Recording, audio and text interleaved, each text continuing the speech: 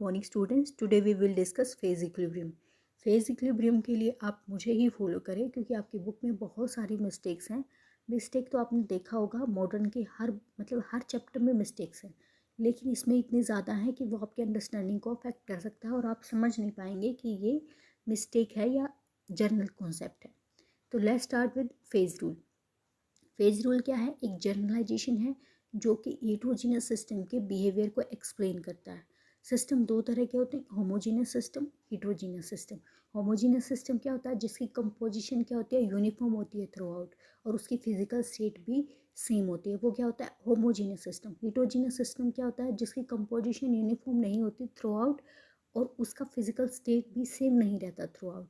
जैसे आप वाटर और ऑयल का सिस्टम लेंगे तो केमिकल कंपोजिशन वाटर वाले एरिया में अलग होगी और ऑयल वाले एरिया में अलग होगी, और दोनों की जो फिजिकल स्टेट है वो भी अलग अलग है। ये एग्जांपल हम कर चुके हैं बेटा, होमोजीनियस और हेट्रोजीनियस का। तो हेट्रोजीनियस में एक से ज़्यादा फेजेस होती हैं, होमोजीनियस में सिंगल एक फेज ही होता है। तो फेज रूल क्या करता है? It deals with the study of heterogeneous system in equilibrium in which two or more phases are present. Heterogeneous system है, एक से ज़्यादा फेज होंगे, दो फेज हो सकते हैं, उससे ज़्यादा हो सकते हैं। वो एक दूसरे के साथ इक्विलिब्रियम में कब होंगे, किस टेम्परेचर, किस प्रेशर और किस कंपोजिशन पे वो एक दूसरे के साथ इक्विलिब्रियम में होंगे, ये चीज़ हमें फेज रूल से पता चलती है। एग्जाम्पल क्या है? जैसे आपका वाटर है, वाटर अगर लिक्विड है वो वेपराइज होके गैस बनता है, तो ये वाटर ही है लेकिन इसकी फिजिकल स्टेट अलग अलग हैं। तो ये दो अलग फेजेस हैं। In the same way at triple point of water, water ice भी एग्जिस्ट होती है, वाटर लिक्विड भी एग्जिस्ट करता है, वाटर गैस भी एग्जिस्ट करता है। तो तीनों स्टेट एग्जिस्ट करती हैं। तो इसमें कितने फेज हो गए बेटा? 3 फेज हो गए, क्योंकि केमिकल कॉन्स्टिट्यूएंट तो एक ही है लेकिन वो अलग अलग स्टेट पे एग्जिस्ट कर रहा है। तो मैंने बताया कि कितने फेज एग्जिस्ट करेंगे इक्विलिब्रियम पे एक साथ, वो डिपेंड करता है कि सिस्टम का टेम्परेचर क्या है, प्रेशर क्या है और उसकी कंपोजिशन क्या है। तो ये G.W. गिब्स एक साइंटिस्ट थे, उन्होंने एक जनरलाइजेशन दिया जिसको हमने कहा फेज रूल। फेज रूल कोई डेफिनेटिव फॉर्म में नहीं है, एक मैथमेटिकल एक्सप्रेशन है। वो क्या है? F equal to C minus P plus 2। F क्या है बेटा? यहाँ पे डिग्री ऑफ फ्रीडम।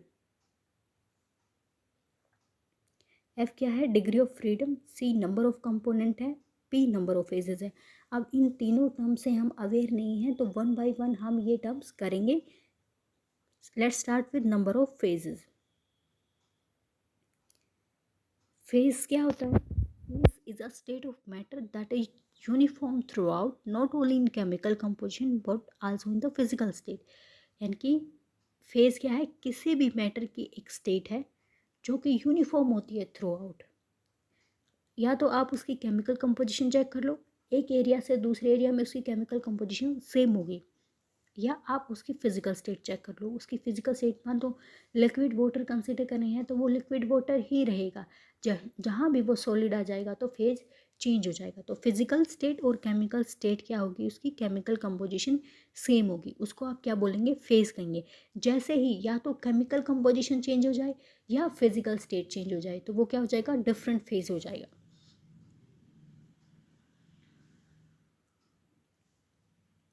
और क्या कंडीशंस हैं? If phase should be separated from other part of system by certain boundary. मैंने आपको एग्जांपल दिया था, वाटर और ऑयल है, ये मान लो वाटर है, ये ऊपर क्या है? ऑयल है। तो ये बिल्कुल सेटल है, यानी कि इसको हमने स्टर नहीं किया, बिल्कुल सेटल है। तो ऊपर एक बिल्कुल क्लियर लेयर वाटर की होगी और नीचे एक क्लियर नहीं सॉरी ऊपर ऑयल की लेयर होगी, नीचे क्लियर ऑयल लेयर वाटर की होगी। और अगर आप इसको बिल्कुल सेटल पोजीशन में रखेंगे, थोड़े टाइम बाद आप क्या कर सकते हैं? इसको सेपरेट कर सकते हैं, सिर्फ उड़ेलने से ही। एक बीकर को दूसरे बीकर में उड़ेलने से केयरफुली ऑयल अलग कर सकते हैं, यानी वाटर अलग कर सकते हैं। तो फेज क्या है? उसकी एक सर्टेन बाउंड्री होगी कि हम पता कर सकते हैं कि यहाँ तक देखने से कि यहाँ तक आपका वाटर था और यहाँ इसके बाद ऑयल है, उसकी एक पर्टिकुलर बाउंड्री होगी हर फेज़ की। दूसरा, वो मैकेनिकली सेपरेबल है। मैंने बताया कि उसको आप सिंपली मैकेनिकल मेथड से दो फेजेस को एक दूसरे से अलग कर सकते हैं। अब हम करेंगे एग्जांपल्स।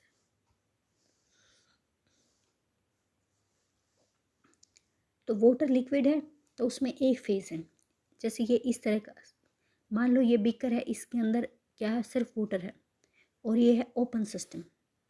क्या है ये? ओपन सिस्टम है, यानी कि सराउंडिंग में ये वाटर है, मैंने बताया आपको।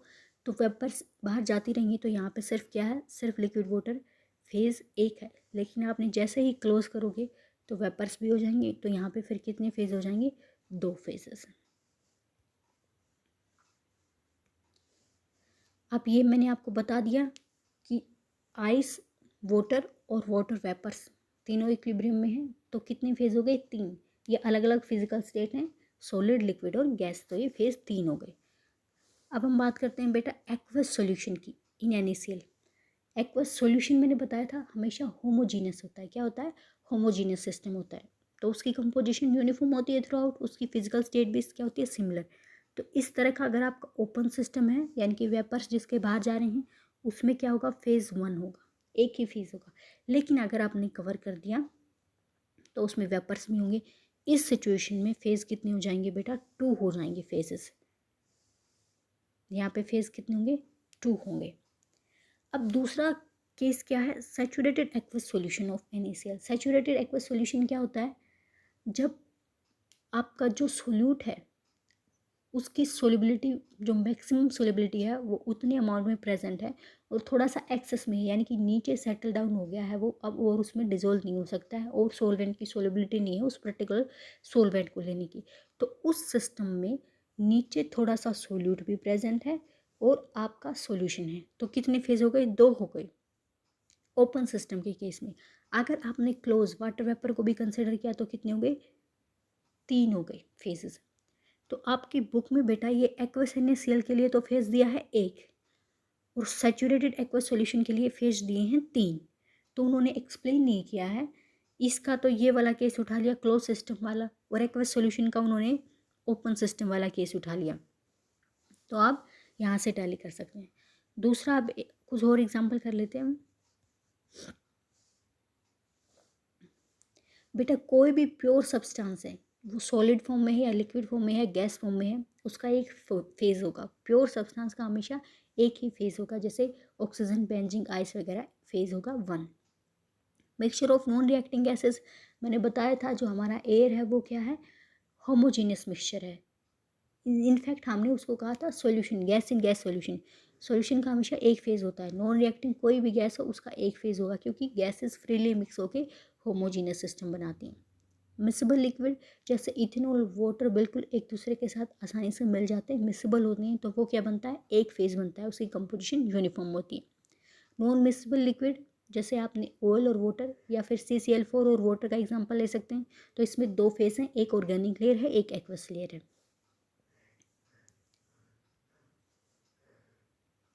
अब है एक्वस सॉल्यूशन।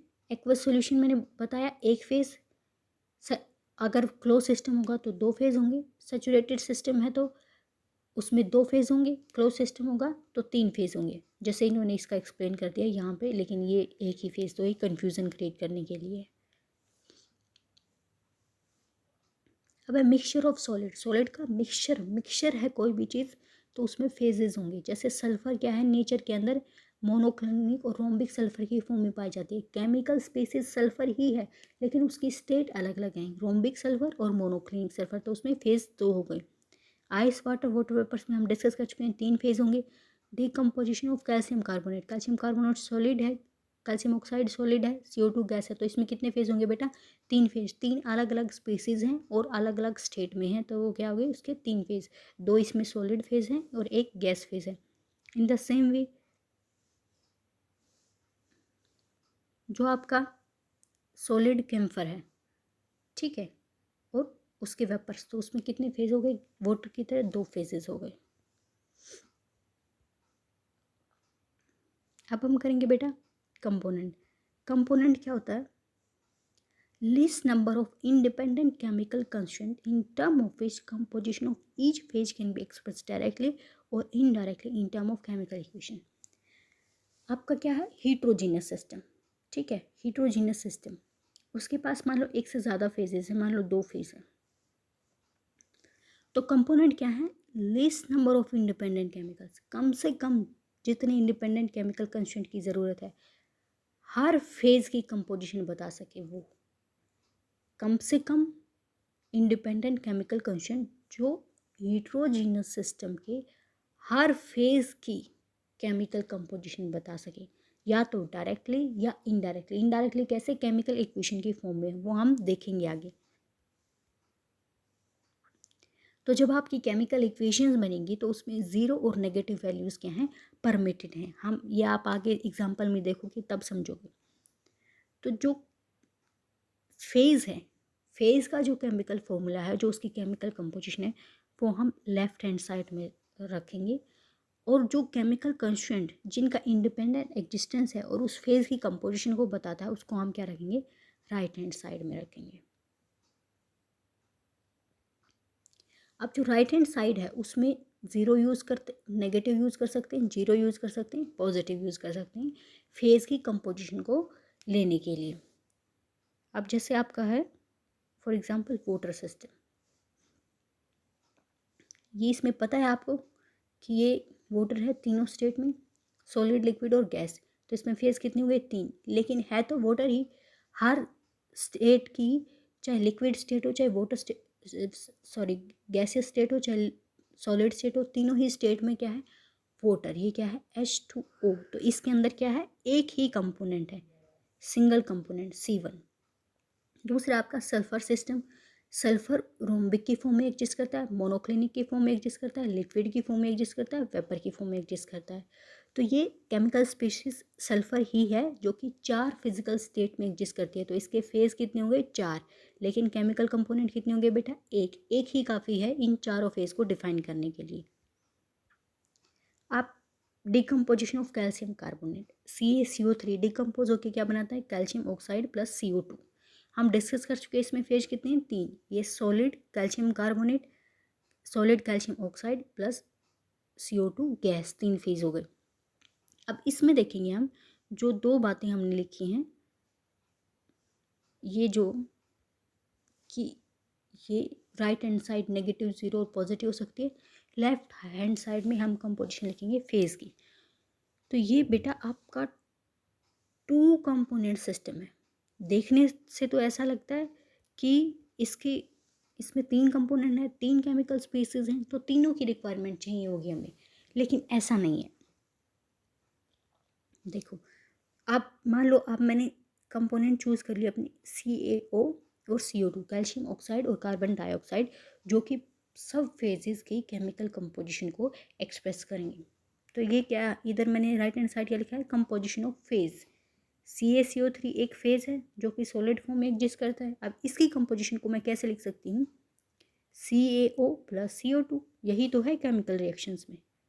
तो जो Ca3 की कंपोजिशन है वो CaO कैल्शियम ऑक्साइड और कार्बन डाइऑक्साइड की प्रेजेंस में हमने एक्सप्लेन कर दी। दूसरा फेज हमारा क्या है? CaO सॉलिड फॉर्म में। इसको आप कैसे लिख सकते हो कि CaO1 और CO2 0, मैंने लिखा था लेफ्ट हैंड साइड में 0 यूज़ कर सकते हैं, तो ये 0 हो गया। In the same way CO2, तो हमने तो CaO और CO2 की फॉर्म में एक्सप्लेन करना है, तो CaO हमारा फिर क्या हो जाएगा? 0 और CO2 1 हो जाएगा। तो हमें सिर्फ 2 कंपोनेंट लगे तीनों फेज की कंपोजिशन एक्सप्लेन करने के लिए। तो अब देखो CaCO3 के लिए हमें दोनों लगे, CaO के लिए हमें एक की ज़रूरत हुई, CO2 के लिए हमें एक की ज़रूरत हुई। तो आप कहेंगे कि इसके लिए तो एक की ज़रूरत है, इसके लिए भी एक की, इसके लिए 2 की। लेकिन हमने कहा था अपनी डेफिनेशन में less number of independent chemical constituent in term of which composition of each phase, her phase की कंपोजिशन जो बता सके। तो इसमें CaO3 कैल्शियम कार्बोनेट भी एक फेज है, इसकी कंपोजिशन भी हमें इन्हीं 2 कंपोनेंट की फॉर्म में बतानी है। तो इसके कितने कंपोनेंट हो गए? 2 कंपोनेंट हो गए। अब हम देखेंगे, ये आपकी बुक में बहुत गलत दिया हुआ बेटा, इसको यहीं से आप टैली करें।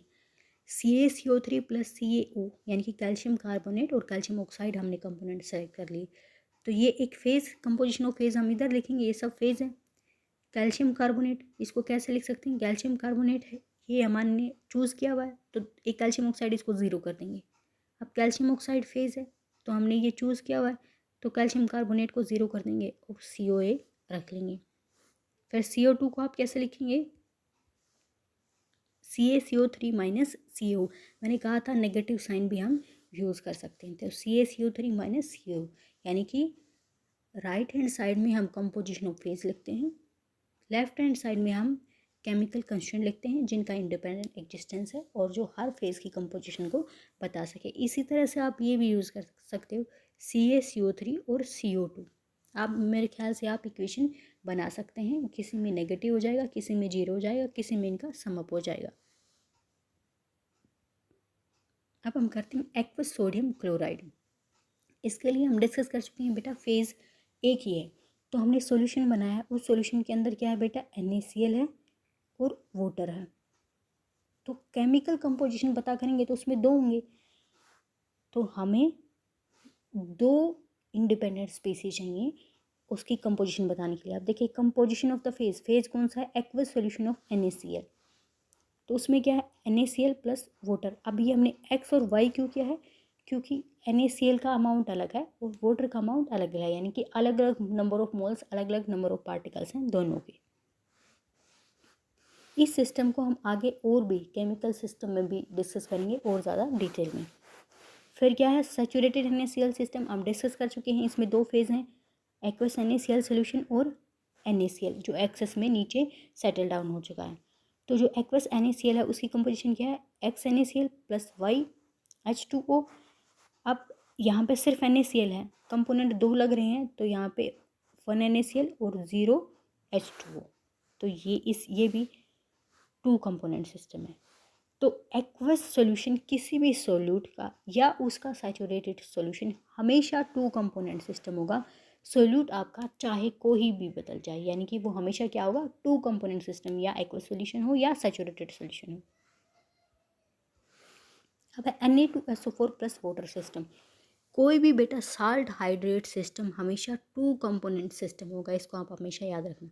मान लो एक्वस Na2SO4 सॉल्यूशन है, यानी कि इसने एक्वस सॉल्यूशन बना दिया, इसमें फेज़ तो सॉल्यूशन है तो एक ही होगा, लेकिन Na2SO4 भी है और वाटर भी है, दोनों का अमाउंट अलग अलग है। एनहाइड्रस Na2SO4 यानी कि वाटर ऑफ हाइड्रोशन नहीं है, वाटर ऑफ क्रिस्टलाइजेशन नहीं है, तो ये Na2SO4, इसमें फिर 0 H2O से रिप्रेजेंट कर देंगे, 0 वाटर।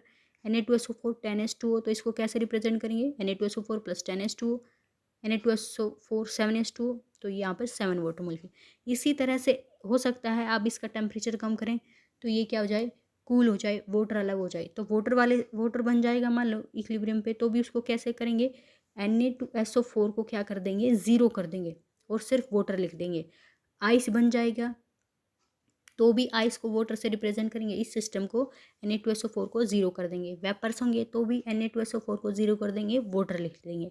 तो जो आपका साल्ट हाइड्रेट सिस्टम होता है, किसी भी साल्ट का, कॉपर सल्फेट का लगा लो, वो टू कंपोनेंट सिस्टम होगा हमेशा। अब हम करते हैं ammonium chloride. Ammonium chloride solid है, उससे बना अमोनिया प्लस HCl। तो फेज़ इसमें क्या है, अमोनियम क्लोराइड सॉलिड, अमोनिया और HCl गैस है। गैस क्या होते हैं, यूनिफॉर्म मिक्सिंग करते हैं, तो इसमें फेज़ दो हो जाएंगे बेटा, ये दोनों मिलके एक फेज़ बनाएंगे, गैसेस फेज और ये सॉलिड फेज़। तो अब अमोनियम क्लोराइड है, उसकी कंपोजिशन के लिए अमोनियम क्लोराइड काफ़ी है। गैसियस फेज है जो, वो NH3 और HCl है, वो इक्वल स्टोइकोमेट्रिक अमाउंट में है ना, तो हमें सिर्फ अमोनियम क्लोराइड की ही ज़रूरत पड़ेगी, इसकी ही ज़रूरत पड़ेगी। ये आप आगे डिस्कस करोगे इस चीज़ को कि NaCl जब आयनाइज होता है, Na पॉजिटिव और Cl नेगेटिव बनता है, तो उसके लिए NaCl ही काफ़ी है। तो अगर ये दोनों अमोनिया और HCl इक्वल स्टोइकोमेट्री में है, X प्लस, यानी कि दोनों का नंबर XX है, तो इन दोनों की मिक्सिंग से क्या बनता है, अमोनियम क्लोराइड। तो अमोनियम क्लोराइड ही काफ़ी है दोनों के कंपोजिशन के लिए। तो ये वन कंपोनेंट सिस्टम है। तो जब हम कंपोनेंट निकालते हैं तो हम क्या करते हैं, केमिकल कंस्टिट्यूएंट देखते हैं माइनस रिलेशन देखते हैं। रिलेशन क्या है, केमिकल इक्वेशंस देखते हैं। आगे हम जब रिएक्टिंग सिस्टम करेंगे तो वहाँ डिटेल में देखेंगे। लेकिन अगर ये एक्स और एक्स इक्वल नहीं है, यानी कि स्टोइकोमेट्रिक कोफिशिएंट इक्वल नहीं है, आपने बाहर से अमोनिया का अमाउंट बढ़ा दिया या बाहर से आपने HCl का अमाउंट बढ़ा दिया, तो वहाँ पे जो अमोनियम क्लोराइड है वो काफ़ी नहीं रहेगा, तो आपको फिर 2 सिस्टम की ज़रूरत पड़ेगी, तो ये आपके कंपोनेंट 2 हो जाएंगे। तो अमोनियम क्लोराइड सिस्टम है, अगर स्टोइकोमेट्रिक कोफिशिएंट सेम है दोनों के, अमोनिया और HCl के, तो एक कंपोनेंट होगा। अगर स्टोइकोमेट्रिक कोफिशिएंट अलग अलग होंगे तो आपको 2 कंपोनेंट लगेंगे। इनफ फॉर टुडे बेटा, थैंक यू।